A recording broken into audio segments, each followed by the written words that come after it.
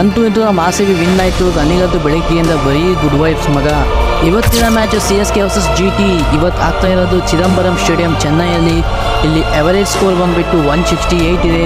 Anything above 170 180 ಹೊಡೆದ್ರೆ ಪಕ್ಕ chasing ಟೀಮಿಗೆ ತುಂಬ ಕಷ್ಟ ಆಗುತ್ತೆ, ಸ್ಟ್ರಗಲ್ ಪಡ್ತಾರೆ. ಟಾಸ್ ವಿನ್ ಆದರೂ ಫಸ್ಟ್ ಬ್ಯಾಟಿಂಗ್ನ ಪ್ರಿಫರ್ ಮಾಡ್ತಾರೆ, ಜೊತೆಗೆ ಸ್ಪಿನ್ ಡಾಮಿನೇಷನ್ ಅಂತ ಅಂತಿದ್ವಿ.